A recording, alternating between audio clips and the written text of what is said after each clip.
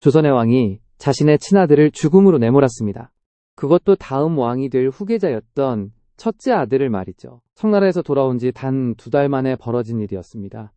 시신의 온몸은 검은 피멍으로 뒤덮여 있었다고 전해집니다. 이마와 코, 입에서는 검붉은 피가 새어나왔다고 하죠. 마치 강한 독에 중독되어 죽은 사람의 모습 그대로였습니다. 조선 왕조실록에 또렷이 남아있는 충격적인 기록입니다. 이 영상에서 인조가 왜 친아들을 죽음으로 내몰았는지 그 광기 어린 복수극의 진짜 정체를 끝까지 풀어드리겠습니다.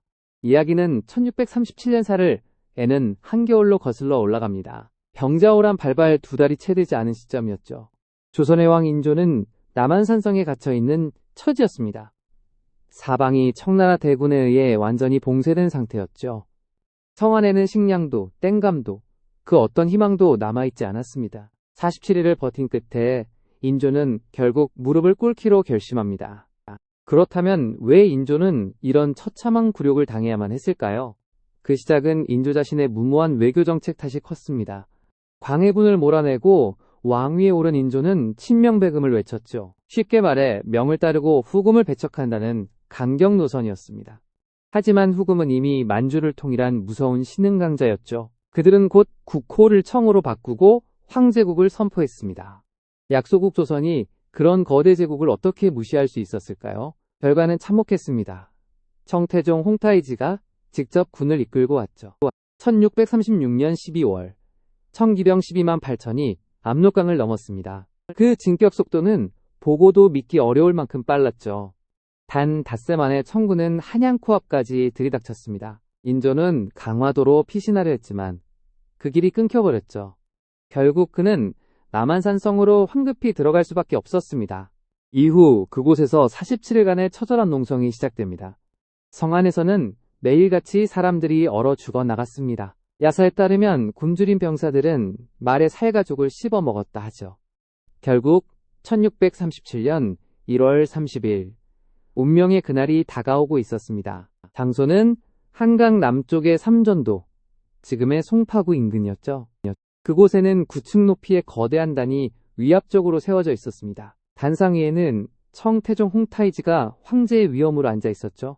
그리고 단 아래에 인조가 거친 베옷을 입고 서 있었습니다. 한 나라의 왕이 백성의 옷을 입고 적의 황제 앞에 선 것이죠. 그 순간 그 유명한 309고 두레라는 의식이 시작되었습니다. 3번 절하고 절할 때마다 머리를 3번씩 박는 의식이죠. 총 9번을 땅에 머리를 박는 굴욕적인 예법이었습니다. 야사에 따르면 인조의 이마에서 피가 흘러 단을 적셨다고 합니다. 정사에는 머리 박는 소리가 단 위까지 들렸다 적혀있죠. 홍타이지는 일부러 더 세게 박으라 요구했다는 이야기도 있습니다.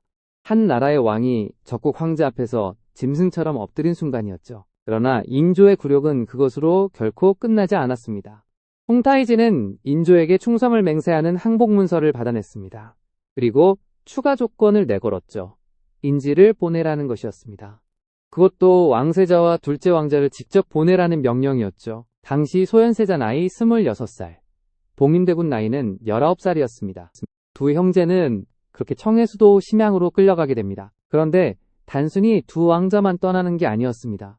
세자빈 강씨와 복림대군의 부인, 신하 수백 명이 함께 끌려갔죠. 더 충격적인 건 조선 백성 50만이 함께 끌려갔다는 사실입니다. 그중 대부분은 만주 벌판의 노예로 팔려나갔습니다. 역사상 단일 사건으로 가장 큰 규모의 인구 유출이었죠. 그렇다면 심양에서 두 왕자의 삶은 과연 어떠했을까요? 처음 인조와 신하들은 그들이 곧 죽임당할 거라 여겼습니다. 하지만 청은 의외로 두 왕자를 매우 정중히 대접했죠. 심양 동쪽에 심양관이라 불리는 거처를 마련해 주었습니다. 그곳은 일종의 작은 조선 대사관 같은 공간이었죠. 소현세자는 단순한 인질이 아닌 외교관처럼 행동하기 시작합니다. 청 황실과 조선 사이의 가교 역할을 자처한 것이었죠. 그는 자신만의 정원에서 농사를 짓고 직접 무역까지 했습니다. 심양관 주변 땅을 개간해 채소와 곡식을 길러냈죠. 그 수익으로 끌려온 조선인을 사들여 풀어주기까지 했습니다. 야사에 따르면 그렇게 구해낸 조선인이 수천 명에 이르렀다 하죠. 소현세자는 청황실의 신뢰까지 차츰 얻기 시작했습니다. 홍타이지는 그를 친아들처럼 대했다는 기록도 남아있죠. 사냥에 데려가고 잔치에 초대하고 가까운 자리에 앉혔습니다. 지금으로 치면 거의 의부사들 같은 대우를 받은 셈이죠. 그런데 이 모습이 인조 입장에서는 어떻게 보였을까요? 아들이 자기 원수와 친밀해지는 광경이었던 것입니다. 인조의 마음속에 의심의 검은 씨앗이 자라기 시작합니다. 혹시 청이 내 아들을 내세워 나를 폐위시키려는 건 아닐까? 이런 의심은 시간이 흐를수록 광기로 번져갔습니다. 그 무렵 심양에서 또 한 번 충격적인 사건이 벌어집니다. 1644년 청이 마침내 명나라 수도 베이징을 함락한 것이죠. 명이 망하고 청이 천하의 주인이 된 역사적 순간이었습니다. 소현세자도 청 군대를 따라 베이징에 입성하게 됩니다. 그리고 그곳에서 운명적인 한 사람을 만나게 되죠. 독일인 신부 아담 샬. 한자 이름은 탕양망이었습니다. 예수의 선교사이자 천문학자였던 그는 베이징에 머물고 있었죠. 두 사람은 70일가량을 함께 보내며 깊은 우정을 쌓아갑니다. 아담 샬은 소현세자에게 서양 과학의 신세계를 보여주었죠. 천체 망원경과 자명종, 세계지도, 천주교 교리서까지 말이죠. 소현세자는 그 새로운 세계에 깊이 매료되어 갔습니다. 그가 본 세계는 조선이 알던 세계와 완전히 다른 모습이었죠. 지구는 둥글고 별들은 일정한 법칙대로 움직이고 있었습니다. 그리고 그 모든 지식은 체계적으로 정리되어 있었죠. 소현세자는 결심합니다. 이 새 세계를 조선에 전하리라고요. 그는 아담샬로부터 천주상과 과학서적을 선물 받았습니다. 그리고 함께 일하던 청해 황관 5명도 데려가기로 했죠. 1645년 2월 마침내 소현세자의 귀국이 결정됩니다. 무려 8년 만의 귀향이었습니다. 그의 가슴은 부풀어 있었죠. 그는 조선의 변화와 새로운 발전을 꿈꾸고 있었던 겁니다. 하지만 그를 기다린 건 아버지의 차가운 시선뿐이었죠. 2월 18일 소현세자는 마침내 한양에 도착했습니다. 그런데 인조의 반응은 모든 신하의 예상을 빗나갔습니다. 큰 잔치도 따뜻한 포옹도 환영의 말 한마디도 없었죠. 공식적인 환영 행사조차 제대로 치러지지 않은 것입니다. 이때 정사에는 이런 충격적인 한 문장이 기록되어 있죠. 왕은 세자를 보고도 별로 기뻐하는 기색이 없었다고 말입니다. 신하들이 의아해할 정도였죠. 분위기가 단단히 잘못된 겁니다. 그리고 며칠 뒤 마침내 결정적인 사건이 벌어지고 맙니다. 소현세자가 청에서 가져온 선물들을 인조에게 보여준 것이죠. 천주상과 자명종, 그리고 서양 책들이 그 선물의 정체였습니다. 그 순간 인조의 표정이 무서울 만큼 일그러졌다고 합니다. 야사에 따르면 인조는 벼루를 집어들어 세자에게 던졌다 하죠. 그 벼루가 소현세자의 이마를 정통으로 강타했다고 전해집니다. 정사에도 왕이 세자에게 매우 노했다는 기록이 남아있죠. 표면적 이유는 오랑캐의 물건을 가져왔다는 것이었습니다. 하지만 그 분노의 진짜 이유는 전혀 다른 곳에 있었습니다. 인조는 청이 자신을 폐위시키고 세자를 왕으로 세울까 두려웠죠. 실제로 청황실에 그런 논의가 있다는 소문이 떠돌았거든요. 아들이 자신을 밀어낼지 모른다는 공포가 그를 사로잡았습니다. 그리고 그 공포는 곧 가공할 사리로 변해버리고 말았죠. 1645년 4월 23일 소현세자가 갑자기 병석에 눕습니다. 고열과 두통, 그리고 극심한 복통이 그를 덮친 것이었죠. 당시 어이로 들어온 이형익이 그의 진료를 맡았습니다. 그런데 이 이형익이라는 인물이 매우 수상한 자였습니다. 원래 정식 의원이 아닌 침술로만 알려진 인물이었거든요. 더구나 인조의 후궁 조기인의 추천으로 들어온 사람이었죠. 이형익은 세자의 몸에 정체불명의 침을 놓기 시작했습니다. 그런데 그 침술의 방식이 너무도 이상하고 위험했죠. 정상 침술이 아닌 열을 강제로 끌어올리는 침법이었거든요. 신하들은 다른 어의를 부르자 간청했지만 인조는 거부합니다. 오로지 이형익에게만 세자의 치료를 맡기라 명한 것이죠.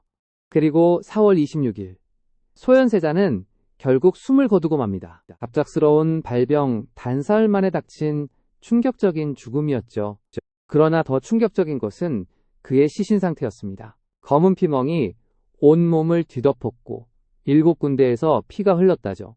정사인 인조실록조차 약물에 중독된 자와 같았다고 적었습니다. 누가 보더라도 독살의 의혹이 짙게 깔린 죽음이었던 거죠. 그런데 인조는 그 사인을 단 한 번도 조사하지 않았습니다. 오히려 이형익을 처벌하라는 신하들의 요청을 모두 거부했죠. 장례조차 왕세자의 격에 맞지 않게 매우 간소하게 치렀습니다. 여기서 끝이 아니었습니다. 인조의 복수극은 이제 시작이었죠. 다음 표적은 소현세자의 부인이었던 강빈이었습니다. 그녀는 청에서 무역과 농사를 이끌었던 여장부였죠. 인조는 그녀에게 자신을 독살하려 했다는 누명을 씌웁니다. 왕의 수라상에 독을 탔다는 그야말로 어이없는 죄목이었죠. 강빈은 결백을 주장했지만 인조는 끝내 듣지 않았습니다. 1646년 3월 그녀는 결국 사약을 받고 처형되고 맙니다. 그녀의 친정가족 모두가 함께 죽거나 유배를 당했죠. 그러나 인조의 광기는 아직 멈출 기미가 없었습니다. 이번 표적은 소현세자의 세 아들, 즉 자기 친손자들이었죠. 그 세 손자는 모두 머나먼 제주도로 차례차례 유배됩니다. 당시 큰손자는 겨우 12살, 막내는 4살에 불과했습니다. 그리고 1년도 채 되지 않아 두 아이가 그곳에서 죽고 맙니다. 야사에 따르면 풍토병이 아닌 굶주림과 학대로 죽었다 하죠. 인조는 그렇게 자신의 핏줄을 차례차례 지워나갔습니다. 그리고 둘째 아들 복림대군이 새 세자의 자리에 오릅니다. 그가 바로 훗날 효종으로 즉위하게 되는 인물입니다. 그렇다면 인조는 정말로 청에 복수하고 싶었던 걸까요? 기록을 보면 그는 죽을 때까지 청에 복수할 계획이 없었습니다. 오히려 청의 사대의 예를 다하며 자리만 지키는 데에 골몰했죠. 그가 휘둘렀던 칼은 결코 청을 향한 것이 아니었습니다. 자기 자리를 위협한다 느낀 친아들을 향한 칼이었던 것이죠. 병자호란의 진짜 비극은 굴욕 그 자체만이 아니었습니다. 굴욕을 견디지 못한 한 왕의 광기가 자식들을 삼킨 것이었죠. 오늘날 많은 역사학자는 이렇게 안타까이 평가하곤 합니다. 소현세자가 살아남았다면 조선의 운명이 달랐을 거라고요. 서양 과학과 새 사상을 일찍 받아들였을 가능성이 컸기 때문이죠. 조선은 일본보다 200년 먼저 근대화의 길을 열 수도 있었습니다. 그러나 한 아버지의 두려움이 그 모든 가능성을 닫아버렸죠. 권력을 지키려는 맹목적 욕망 앞에서 핏줄도 무력했던 것입니다. 오늘날에도 이와 비슷한 비극은 끊임없이 되풀이됩니다. 자리를 잃을까 두려워 가까운 이를 의심하고 밀어내는 마음. 그 끝이 어떠한지 인조의 이야기는 분명히 보여주고 있죠. 여러분은 인조의 이 잔혹한 선택을 어떻게 보시나요? 두려움 때문이었을까요? 아니면 그저 광기 때문이었을까요? 늦은 밤 역사는 여러분의 따뜻한 응원과 댓글로 성장합니다. 감사합니다.